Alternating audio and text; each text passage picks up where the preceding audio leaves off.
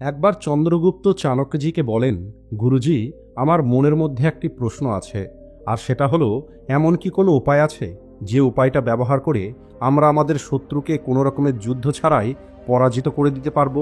যুদ্ধ না করে কি জেতা সম্ভব? চন্দ্রগুপ্তের প্রশ্ন শোনার পরে চাণক্যজি একটু হেসে বলেন, হ্যাঁ, যুদ্ধ না করেও শত্রুকে হারানো সম্ভব, কিন্তু তার জন্য শক্তির থেকে বেশি বুদ্ধির প্রয়োজন। আর আজ আমি তোমাকে এমন 10টি রহস্য বলবো যার সাহায্যে তুমি কোনো রকমের যুদ্ধ না করেই, কোনো রকমের রক্ত না ঝরিয়ে তুমি তোমার শত্রুকে হারিয়ে দিতে পারবে। আর এই নিয়মগুলো না কেবলমাত্র তোমাকে যুদ্ধের ময়দানে জেতাবে, বরং জীবনের প্রতিটা ক্ষেত্রেও তোমাকে জয়ী করবে। আর যদি আপনারাও এই রহস্যগুলোকে বুঝতে পারেন এবং এগুলো আপনার জীবনে নিয়ে আসতে পারেন, তাহলে কোনো মানুষই আপনার বিরুদ্ধে কোনো পরিকল্পনা করে জিততে পারবে না। এই প্রত্যেকটি রহস্য আপনাকে একটি নতুন দৃষ্টিকোণ দেবে আর আপনাকে মজবুত তৈরি করবে। আর হ্যাঁ, এই রহস্যগুলো এতটাই পাওয়ারফুল যে এটা আপনার চিন্তাকে সম্পূর্ণরূপে পরিবর্তন করে দিতে পারে। আর এই কারণেই আজকের এই ভিডিওটি শেষ পর্যন্ত অবশ্যই দেখবেন। তো চলুন শুরু করা যাক। চাণক্যজি বলেন, ওই 10টি শক্তিশালী রহস্য বলার আগে আমি তোমাকে একটি মজাদার গল্প বলতে চাই, যে গল্পটা একটু মনোযোগ দিয়ে শুনবে। তারপরেই আমি তোমাকে ওই 10টি শক্তিশালী রহস্য বলবো। একবার একটি গ্রামে দুটো ভাই থাকতো, রাম এবং শ্যাম। রাম ছিল বড় ভাই, যে শারীরিকভাবে একটু দুর্বল হলেও অনেক বেশি বুদ্ধিমান ছিল। রাম সবসময় বই পড়ত এবং প্রতিটা সমস্যার সমাধান বুদ্ধির দ্বারা বার করত। অন্যদিকে শ্যাম ছিল ছোট, কিন্তু শ্যামের শরীর ছিল অনেক বেশি মজবুত। শ্যাম প্রতিদিন শারীরিক পরিশ্রম করত আর গ্রামের মধ্যে কুস্তিতে বিজয়ী ছিল। রাম সবসময় বলতো, বুদ্ধি দিয়ে প্রতিটা যুদ্ধ জয় করা সম্ভব। কিন্তু এটা শুনে শ্যাম হাসত এবং বলতো, শক্তিই হলো সবকিছু, শক্তি দিয়েই যুদ্ধ জয় করা সম্ভব। এরপরে একদিন ওই গ্রামে একটি মেলা হয়, আর ওই মেলার মধ্যে একটি কুস্তি প্রতিযোগিতার আয়োজন করা হয়। ওই প্রতিযোগিতায় শ্যাম অংশগ্রহণ করে, আর প্রথম দুটো প্রতিযোগিতা খুব সহজেই শ্যাম জিতে যায়। কিন্তু ফাইনালে একটি চালাক খেলোয়াড় শ্যামকে হারিয়ে দেয়। এটা দেখে রাম বলে, কেবলমাত্র শারীরিক শক্তিটাই যথেষ্ট নয়, বুদ্ধিরও প্রয়োজন আছে। এটা শুনে শ্যাম একটু রেগে গিয়ে বলে, তুমি কি করে বুঝবে এই কুস্তির খেলা সম্পর্কে? কারণ তুমি তো কখনো কুস্তি করনি। এর কিছুদিন পরে জঙ্গল থেকে কিছু ডাকাত গ্রামে চুরি করার জন্য আসে। এটা দেখে শ্যাম বলে, আমি ওই চোরদেরকে তাড়িয়ে দেব। কিন্তু রাম শ্যামকে আটকে নেয় আর বলে, সবার আগে আমাদের ওই চোরের পরিকল্পনাটা বোঝা দরকার। এরপরে রাম ওই চোরেদের পরিকল্পনাটা জানতে পারে আর চোরেদেরকে ধরার জন্য একটি ফাঁদ পাতে, আর খুব সহজেই ওই চোরদেরকে গ্রামের মানুষজন ধরে ফেলে। এটা দেখে শ্যাম বুঝতে পারে সত্যিই বুদ্ধি থাকাটা অনেক বেশি প্রয়োজন। এর কিছুদিন পরে ওই গ্রামে খরা দেখা দেয়, সমস্ত ফসল শুকিয়ে যায়। এটা দেখে শ্যাম নদী থেকে জল আনতে যায়, কিন্তু রাস্তাতে পাথর পড়ে যাওয়ার কারণে সে আহত হয়। অন্যদিকে রাম পুরনো বই পড়ে শিখেছে বাঁশের নল দিয়ে জলকে অন্য জায়গায় নিয়ে যাওয়া সম্ভব। এরপরে গ্রামে জল চলে আসে আর শ্যাম রামের প্রশংসা করে। এরপরে এদের গ্রামে একটি সিংহ আক্রমণ করে। শ্যাম সিংহটিকে মেরে ফেলতে চেয়েছিল, কিন্তু রাম ফাঁদ তৈরি করে আর ওই সিংহটিকে ফাঁসিয়ে ফেলে। এরপরে রাম বলে, শক্তি তো কেবলমাত্র দেখানোর জন্য, আসল যুদ্ধ কেবলমাত্র বুদ্ধির দ্বারাই জেতা সম্ভব। এরপরে দুটো ভাইয়ের মধ্যে ভালো সম্পর্ক তৈরি হয়। রাম নিজেকে একটু শক্তিশালী তৈরি করে এবং শ্যাম নিজের বুদ্ধিকে একটু বাড়িয়ে তোলে। এই গল্পটা আমাদেরকে শেখায় বুদ্ধি শক্তির থেকে বেশি প্রয়োজন। এরপরে চাণক্যজি বলেন, এখন আমি তোমাকে তোমার শত্রুকে কোনো রকমের যুদ্ধ ছাড়াই হারানোর 10টি নিয়ম বলবো, যার মধ্যে প্রথম নিয়ম, নিজের শান্তিকে নিজের সব থেকে মজবুত হাতিয়ার তৈরি করো। তোমার শান্তি তোমার কোনো দুর্বলতা নয়, বরং এটা তোমার সব থেকে বড় শক্তি। যে মানুষ সব পরিস্থিতিতে শান্ত থাকতে পারে, ওই মানুষটিই হলো আসল যোদ্ধা। বেশিরভাগ মানুষ ভাবে জোরে জোরে চিৎকার করা অথবা যে রাগ দেখায় সে জিততে পারে, কিন্তু সত্যিটা হলো আসল বিজয়ী সেই হয় যে নিজের মনকে শান্ত রাখতে পারে। একবার কল্পনা করে দেখুন, কেউ আপনাকে রাগানোর চেষ্টা করছে আর আপনি কেবল একটু হেসে সেখান থেকে চলে গেলেন। এখন আপনিই বলুন, এখানে কে জিতল? অবশ্যই এখানে আপনি জিতেছেন, কারণ আপনি আপনার এনার্জিকে বাঁচিয়ে নিয়েছেন। অন্যদিকে সামনের মানুষটি নিজের এনার্জিকে নষ্ট করে দিয়েছে। শান্ত থাকার অর্থ দুর্বলতা নয়, বরং এটাই হলো আসল শক্তি। এই পৃথিবীর মানুষ ওই মানুষকেই সম্মান করে যে মানুষ শান্ত থাকতে পারে, কিন্তু নিজের উদ্দেশ্যটা এদের কাছে পরিষ্কার থাকে। তাই আজকের পরে যখনই আপনাকে কেউ রাগানোর চেষ্টা করবে, তখন আপনি চিৎকার করবেন না, কেবল আপনি একটু হাসবেন আর চিন্তা করবেন এর সঙ্গে তর্ক করাটা কি প্রয়োজন। আর নিজের শান্তিকে নিজের শক্তি তৈরি করার জন্য আপনাকে রোজ ধ্যান করতে হবে, নিজের ইমোশনকে নিয়ন্ত্রণ করতে হবে আর প্রতিটা পরিস্থিতিকে দূর থেকে বোঝার চেষ্টা করতে হবে। দ্বিতীয় নিয়ম, আপনার ব্রেনকে শক্তিশালী তৈরি করুন। আপনার ব্রেন আপনার সবথেকে বড় হাতিয়ার।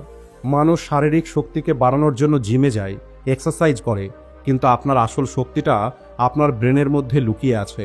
একটি শক্তিশালী ব্রেনের মানুষ কখনোই পরাজিত হয় না। একবার ভেবে দেখুন, যদি কেউ তর্ক করার জন্য আসে আর আপনি তাকে রাগের মধ্যে উত্তর দেওয়ার পরিবর্তে বুদ্ধিমানের সঙ্গে এবং তর্কের সঙ্গে উত্তর দেন, তাহলে এখানে কে জিতবে? অবশ্যই ওই মানুষটা জিতবে যে মানুষটার ব্রেন হলো অনেক শক্তিশালী এবং মন হলো শান্ত। রাগ আপনার চিন্তা করার ক্ষমতাকে কেড়ে নেয়, অন্যদিকে শান্তি আপনার ব্রেনকে আরও বেশি শক্তিশালী তৈরি করে। আর ইতিহাস সাক্ষী আছে, মহান যোদ্ধা তাদের তলোয়ারের থেকে বেশি নিজের পরিকল্পনার মাধ্যমে জিতেছে। তাই যদি আপনার কাছে সঠিক পরিকল্পনা থাকে তাহলে কেউ আপনাকে হারাতে পারবে না। আর নিজের ব্রেনকে শক্তিশালী তৈরি করার জন্য রোজ আপনাকে নতুন কিছু না কিছু শিখতে হবে, আপনাকে বই পড়তে হবে, বুদ্ধিমান লোকের সঙ্গে কথা বলতে হবে এবং নিজের ভুল থেকে শিক্ষা গ্রহণ করতে হবে। তাড়াহুড়ো করে কখনোই প্রতিক্রিয়া দেবেন না। সবার আগে চিন্তা করবেন, এরপরে কথা বলবেন। আজকের পরে যখনই কেউ আপনাকে চ্যালেঞ্জ করবে তখন আপনি আপনার ব্রেনের শক্তির সাহায্যে উত্তর দেবেন, আর এরপরে দেখবেন কিভাবে আপনি প্রতিবার জিতে যাবেন। নাম্বার 3, ধৈর্য। ধৈর্য একটি মানুষের সবথেকে বড় হাতিয়ার। ধৈর্য হলো এমন একটি শক্তি যা সময়কে আপনার পক্ষে নিয়ে আসতে পারে। ধৈর্যশীল ব্যক্তি প্রতিটা পরিস্থিতিতেই শান্তভাবে সিদ্ধান্ত নেয়। যখন আপনাকে কেউ রাগানোর চেষ্টা করবে তখন আপনি তাকে উত্তর দেবার আগে 5 সেকেন্ড অপেক্ষা করবেন, কারণ এই 5 সেকেন্ড আপনার রাগকে নিয়ন্ত্রণ করতে পারে। আর ইতিহাসে এর অনেক উদাহরণ আপনি পেয়ে যাবেন। যেমন মহাত্মা গান্ধী, উনি ধৈর্য এবং অহিংসা দিয়ে ইংরেজদেরকে ভারত ছেড়ে দিতে বাধ্য করেন। আর ধৈর্যের অভ্যেস করার জন্য প্রতিটা পরিস্থিতিকে বাইরে থেকে দেখার চেষ্টা করতে হবে আর নিজেকে জিজ্ঞেস করতে হবে, এটা কি 5 বছর পরেও আমার জীবনে কোনো গুরুত্ব রাখবে? যে মানুষ ধৈর্যের সঙ্গে চলে এরা ধীরে ধীরে তাদের শত্রুকে ক্লান্ত করে দেয় আর সবশেষে এই মানুষগুলো জিতে যায়।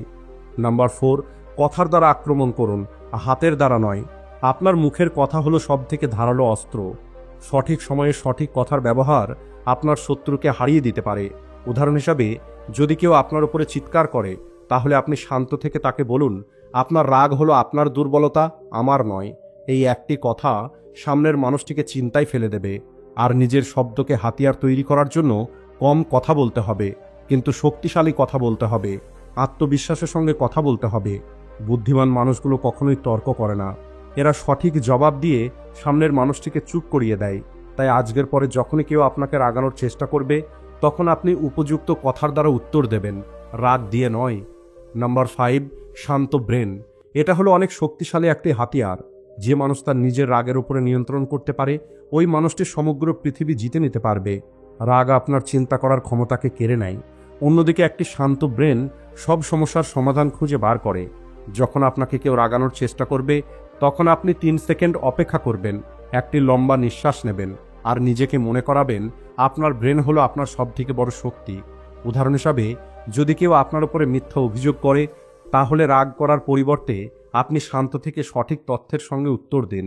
আর শান্ত থাকার অভ্যেস করার জন্য রোজ আপনি ধ্যান করুন এবং নিজের ইমোশনকে নিয়ন্ত্রণ করতে শিখুন। যে মানুষ প্রতিটা পরিস্থিতিতে শান্ত থাকে ওই মানুষটি কখনোই হারতে পারে না। নাম্বার 6, নিজের এনার্জিকে সঠিক জায়গায় লাগাতে হবে। ফালতু লড়াইয়ে নিজের এনার্জি নষ্ট করবেন না। আপনাকে সিংহের মতো হতে হবে, যে সব জায়গায় দাঁড়িয়ে পড়ে না। জীবনে এমন অনেক লোক আসবে যারা আপনার সফলতা দেখে হিংসে করবে অথবা আপনাকে ছোট করার চেষ্টা করবে, কিন্তু আপনাকে প্রতিটা মানুষের সঙ্গে লড়াই করার কোনো প্রয়োজন নেই। আপনি আপনার এনার্জিকে আপনার লক্ষ্যের উপরে লাগান। উদাহরণ হিসাবে, যদি কেউ আপনার সঙ্গে তর্ক করার চেষ্টা করে তাহলে একবার চিন্তা করবেন, এটা কি আমার স্বপ্নের জন্য গুরুত্বপূর্ণ? যদি এর উত্তর না হয় তাহলে ওই মানুষটিকে ইগনোর করে এগিয়ে যেতে হবে। মনে রাখবেন, সফলতার থেকে বড় জবাব আর কিছুই হতে পারে না। যে মানুষগুলো আজ আপনাকে ছোট করার চেষ্টা করছে ওই মানুষগুলোই কাল আপনার প্রশংসা করবে। নাম্বার 7, নিজের নীরবতাকে হাতিয়ার তৈরি করুন। নীরবতা হলো সবথেকে শক্তিশালী একটি হাতিয়ার। যখন আপনি প্রত্যেকটি কথার উত্তর দেন না তখন সামনের মানুষটি নিরাশ হয়ে যায়। আপনার নীরবতা তাকে এটা ভাবতে বাধ্য করে যে তার কথাগুলো আপনার উপরে কোনো প্রভাব ফেলতে পারছে না। উদাহরণ হিসাবে, যদি কেউ আপনাকে খারাপ কিছু বলছে তাহলে আপনি একটু হাসবেন এবং চুপ থাকবেন। আপনার এই একটু হাসি তার জন্য সবথেকে বড় জবাব। চুপ থাকার অর্থ দুর্বলতা নয়, বরং এটা হলো আপনার পরিকল্পনার একটি অংশ। তাই আপনি কম কথা বলুন কিন্তু যখন কথা বলবেন এমন কথা বলবেন যা সামনের মানুষটিকে চিন্তায় ফেলে দেবে। আপনাকে সিংহের মতো হতে হবে, যে শিকার করার আগে চিৎকার করে না, বরং চুপচাপ নিজের শিকার করে। নাম্বার 8, শত্রুকে তার জালে ফাঁসান। যে মানুষ অন্যের জন্য জাল পাতে, বেশিরভাগ ক্ষেত্রে ওই মানুষটিই ওই জালের মধ্যে ফেঁসে যায়। তাই যদি কেউ আপনার বিরুদ্ধে কোনো পরিকল্পনা করছে, তাহলে রাগ করার পরিবর্তে শান্ত থাকুন এবং এই পরিকল্পনাটা বোঝার চেষ্টা করুন। উদাহরণ হিসাবে, যদি কেউ আপনাকে বদনাম করার চেষ্টা করে, তাহলে আপনি এমন কাজ করুন যাতে সত্যিটা সবার সামনে চলে আসে। আপনাকে সামনের মানুষের শক্তিটাকে তার বিরুদ্ধে ব্যবহার করতে হবে। আর মনে রাখবেন, সবথেকে বড় প্রতিশোধ হলো আপনার সফলতা। আপনাকে এতটা উপরে পৌঁছাতে হবে যাতে শত্রু আপনাকে ছুঁতে না পারে। নাম্বার 9, নিজের পরিকল্পনাকে গোপন করে রাখুন। সবথেকে ভয়ানক পরিকল্পনা হলো সেটাই যেটা সামনের মানুষ বুঝতে পারবে না, দেখতে পাবে না। তাই আপনি আপনার পরিকল্পনাকে গোপন করে রাখুন এবং সঠিক সময়ে সেটা প্রকাশ করুন। উদাহরণ হিসাবে, যদি আপনি কোনো বড় প্রজেক্ট শুরু করেছেন, তাহলে ওই প্রজেক্টটাকে ততদিন পর্যন্ত গোপন করে রাখবেন যতদিন পর্যন্ত ওই প্রজেক্টটা সফল না হবে। তাই আপনি কম কথা বলবেন এবং বেশি কাজ করবেন। যখন মানুষ আপনার পরিকল্পনা অনুমান করতে পারবে না, তখন আপনি অর্ধেক যুদ্ধ জিতে যাবেন। নাম্বার 10, আত্মবিশ্বাসকে ধরে রাখতে হবে। আপনাকে মনে রাখতে হবে, আপনার আসল শক্তি আপনার ব্রেন, আপনার উদ্দেশ্য এবং আপনার আত্মবিশ্বাসের মধ্যে আছে। তাই আপনার আত্মবিশ্বাস এতটা মজবুত হতে হবে যে শত্রু আপনার সামনে দাঁড়ানোর আগেই যেন ভয় পেয়ে যায়। আপনি আপনার দুর্বলতাকে নিজের শক্তি তৈরি করুন এবং প্রতিটা পরিস্থিতির জন্য তৈরি থাকুন। যদি কেউ আপনার সমালোচনা করছে, তাহলে সেই কথাগুলোকে আপনি মনে রেখে পরিশ্রম করুন এবং আপনার পরিশ্রমের মাধ্যমে জবাব দিন।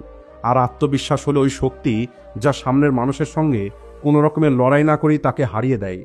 আপনার প্রস্তুতিটা এত শক্তিশালী হতে হবে যাতে আপনার লড়াই করার কোনো প্রয়োজন না পড়ে। তো বন্ধুরা, আজকের ভিডিওটি এই পর্যন্তই। ভিডিও ভালো লাগলে ভিডিওটিকে লাইক ও শেয়ার করতে ভুলবেন না। Thanks for watching.